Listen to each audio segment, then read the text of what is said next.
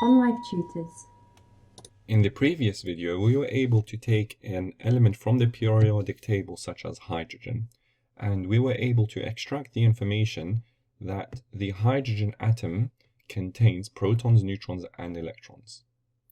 And we were able to find out exactly how many protons, neutrons, and electrons that hydrogen atom contained. We learned that the number on the top was the atomic number, and that told us the number of protons and electrons. So from that information, we learned that hydrogen has one proton and one electron. We also learned that the number on the bottom, the relative atomic mass, is the total mass of the proton, neutron, and electron. And we learned that relative to each other, the electron weighs 0. So it is the mass of the total number of protons plus neutrons. And we were able to find out the total number of neutrons by subtracting the relative atomic mass with the atomic number. So 1 minus 1 gave us 0. So the hydrogen atom has 0 neutrons. And we also learned that these subatomic particles are not randomly in motion. They are in relatively fixed positions. And in the center we had the proton. This red dot represents the proton. We had an electron as well. And we had something new, which was the ring system, the energy levels. The energy levels was where the electrons were located. So the proton has a positive 1 charge and the electron has a negative 1 charge. And we learned that this was the first energy level, or the first shell, or the first ring. Same names that represent the same idea. And we have here the hydrogen atom model. In this video, we're going to take a look at the next smallest atom, which is the helium atom. The helium atom has an atomic number of 2 and a relative atomic mass of 4. So to find the number of protons, electrons, and neutrons, we take a look at the atomic number of 2, and it tells us that we have 2 protons. We also have 2 electrons. And to find the number of neutrons, we simply do the relative atomic mass, which is 4, subtract the atomic number, which is 2. Therefore, we have 2 neutrons. So helium has 2 protons, 2 electrons, and 2 neutrons. So let's draw the atomic model of what helium would look like. So in the center, we have the protons, just like hydrogen. In the center, we have the protons, but now we have 2 protons. There's one proton and the second proton, and they both have a positive 1 charge. In the center, we also have neutrons. And let's give the neutrons a green color. Now the neutrons are also located in the center in the nucleus. And we have 2 of them, so here they go. They have a 0 charge. So we've drawn the neutrons, we've drawn the protons. Now we need to draw the electrons. The electrons you can think of as orbiting around the central positive charge, and they orbit on these fixed energy levels, or the first ring, or the first shell. And we have 2 electrons. So let's draw the first electron, and let's draw over here the second electron. And they have a charge of -1. So this is the atomic model for the helium atom. Let's now take a look at the third smallest atom in the periodic table, which is lithium. And here something special happens. So the lithium atom has 3 as the atomic number, and for now let's assume the relative atomic mass is 7. Although it says 6.9 in the periodic table, we will learn later why it has a decimal place and it's 6.9. But for now, let's assume the relative atomic mass is 7. So the number on the top, the atomic number, is 3. That means we have 3 protons and 3 electrons. The number on the bottom is the relative atomic mass, which is 7. And that helps us find the total number of neutrons. So we do 7 minus 3, which will give us 4. Therefore, lithium has 4 neutrons. So now we know the ratio of protons to electrons to neutrons in the lithium atom. So now let's draw the lithium model. In the center, we have the protons. And this time we have 3 protons in the center. And they all have a positive 1 charge. We also have in the center the neutrons. And the neutrons have a neutral charge, so they have 0 charge. There is the 4 neutrons in the nucleus in the center with a 0 electrical charge. What's left to draw now is the electrons.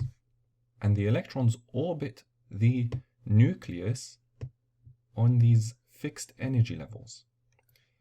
So here is the first shell, the first energy level. So let's start to place the electrons, but now something special happens. We have 3 electrons. Let's place the first electron here, and let's place the second electron. And they have negative 1 charges. Now we need to draw one more electron, but there is a law. And the law is that the first energy level can only hold a maximum capacity of 2 electrons.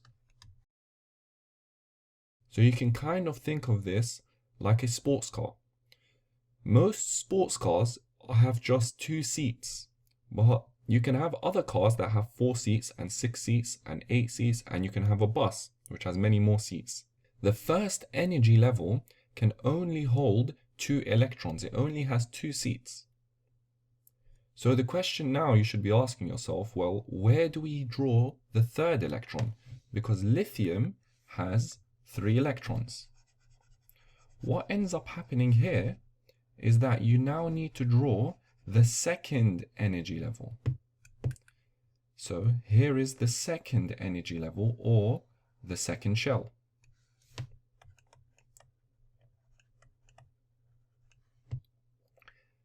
And on this shell is where the third electron goes. So here we go, there is the third electron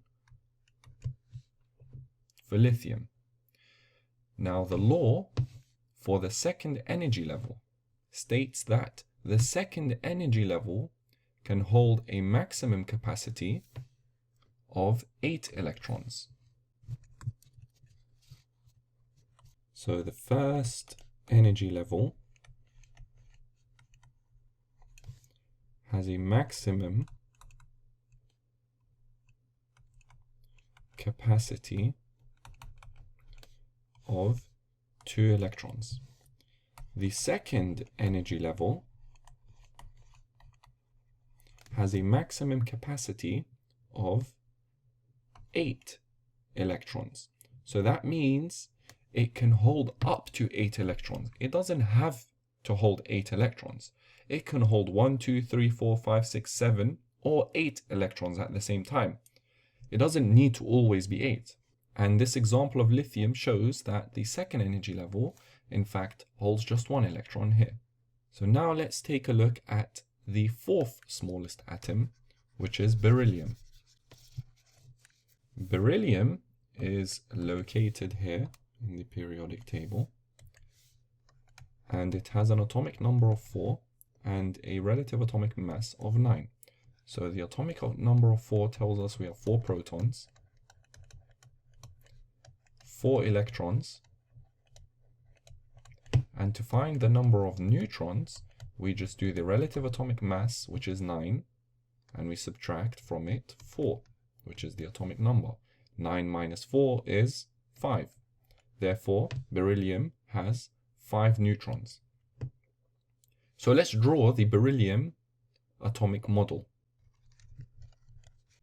In the center, we have the protons, and we have 4 protons. 1, 2, 3, 4. We also have 5 neutrons. 1, 2, 3, 4, 5. The green represents the neutrons. And now we need to draw the electrons. So we begin by drawing the first energy level, because the electrons always fill the first energy level before they fill the second energy level. Beryllium has 4 electrons.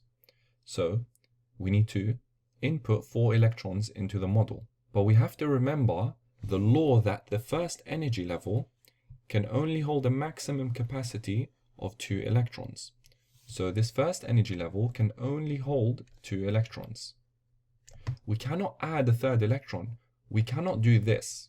Okay, this is wrong, because the first energy level can only hold 2. So what we have to do now to add the remaining 2 electrons is draw the second energy level. And we have to remember the law now that the second energy level can hold a maximum capacity of 8 electrons. We've drawn 2 electrons. Beryllium has 4 electrons, so we need to draw 2 more electrons. Here's the third electron, and here's the fourth electron. Let's take a look at oxygen. Oxygen has an atomic number of 8 and a relative atomic mass of 16. The atomic number of 8 tells us that we have 8 protons, 8 electrons,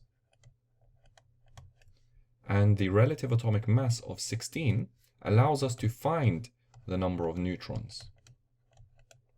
And how we do that is by subtracting from it the atomic number. 16 minus 8 is 8.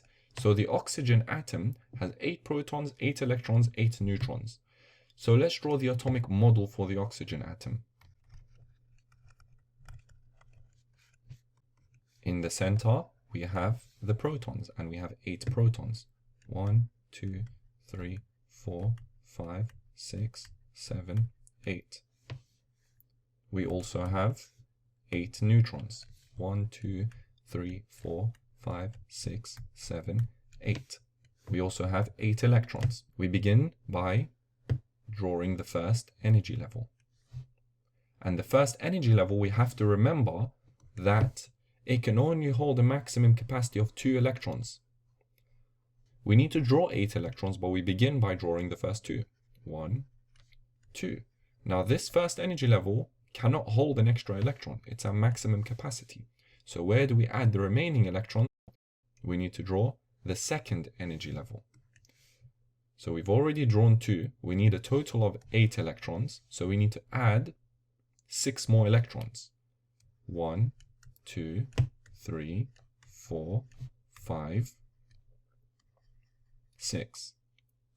And we can draw this because the second energy level can hold a maximum of 8 electrons, and we've only drawn 6 out of the 8.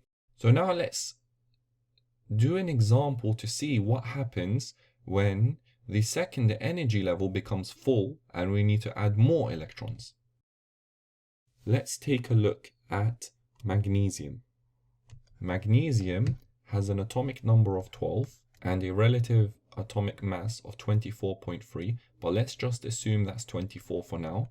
And in the future, in the topic of isotopes, we'll understand why some of these elements have decimal points as their relative atomic mass. It does not mean that we have a fraction of a proton, neutron, or electron.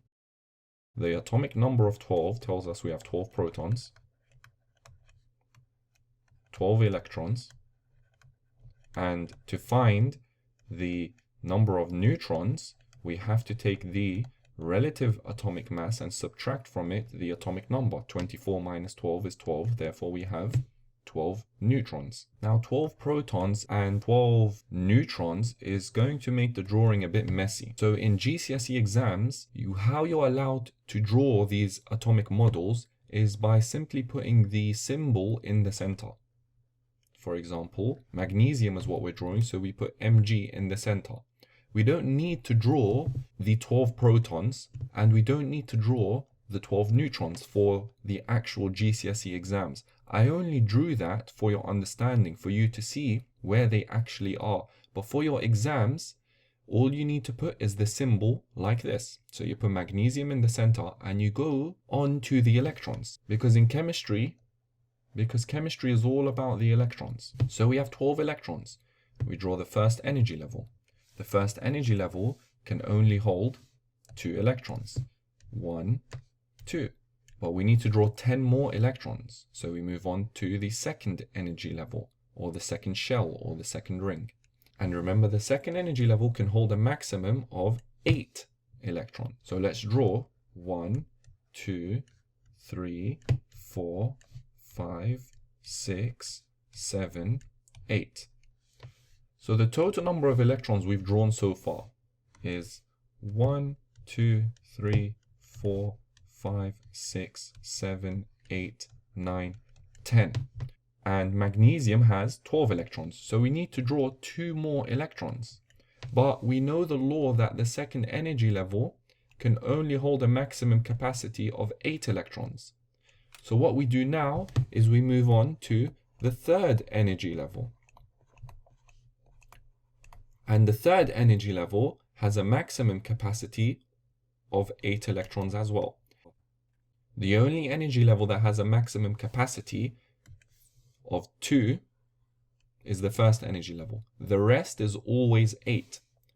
So what we do now is we draw the third energy level, because we need to add 2 more electrons. So that is where we place the remaining 2 electrons. 1, 2. And this is the atomic model for magnesium. Let's do one final example. Let's take a look at chlorine. Chlorine has an atomic number of 17 and a relative atomic mass of 35.5.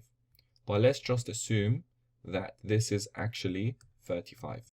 The atomic number of 17 tells us that we have 17 protons and 17 electrons. The relative atomic mass of 35 allows us to find the number of neutrons. And to find this, we do the relative atomic mass, and to find the number of neutrons, we subtract the atomic number, which is 17, from the relative atomic mass, which is 35, which gives us 18. Therefore, the chlorine atom has 18 neutrons. And to remind you, we don't need to draw the 17 protons and the 18 neutrons in a GCSE exam. All we do is we take the symbol, which in this example is chlorine, Cl, and we place that in the center. And we move on to drawing the energy levels and the electrons. So the first energy level can carry 2 electrons. 1, 2. We need to input 17 electrons. The second energy level can carry a maximum capacity of 8. 1, 2, 3, 4, 5, 6, 7, 8. So far we've drawn 1, 2, 3, 4, 5, 6, 7, 8, 9, 10. We've drawn 10 electrons. Chlorine has 17 electrons. Therefore, we need to draw 7 more electrons. Now, the same way when the first energy level became full with 2 electrons, the second energy level is now full with 8 electrons. So that extra 7 electrons we need to add to the third energy level. 1, 2, 3, 4, 5, 6, and 7. So this is the atomic model for chlorine. You're probably wondering now, what are these energy levels and why do the electrons have to be on these energy levels? This is because Niels Bohr discovered that the energy levels of the electrons are fixed. So they have fixed energy levels. And this is something very, very unique and something very, very strange at the same time. Let's try and understand this. This graph represents the speed of a car with time. Let's say we have a very, very fast car, a sports car, and this sports car reaches the speed 90 very fast. And we can kind of think of speed as an energy level. It's an energy level. right? A car moving at a very high speed has very high energy. A car moving at very low speed has very low energy.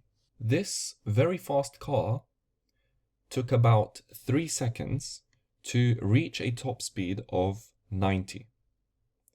But the car still had to go through the speed levels 1, 2, 3, all the way up to 90, right? The car may have done that very, very fast, but it still had to go through the speed levels from 0 to 90. It still had to reach the speed level of 20 miles per hour, 21, 22, 23, all the way up to 89 miles per hour and finally reaching 90 miles per hour. But let's say this car did it very, very fast and it took about 3 seconds. But we have a very slow car as well at the same time. The slow car, let's say, took about 10 seconds to reach the speed 90. It took a longer time for it to reach the energy level of 90, or the speed of 90 miles per hour or kilometers per hour. However, the car also had to go through all of the energy levels, the speed levels, 1, 2, 3, 4, 5, 6, 7, all the way to 90. It still went through the same speed levels that the sports car had gone through.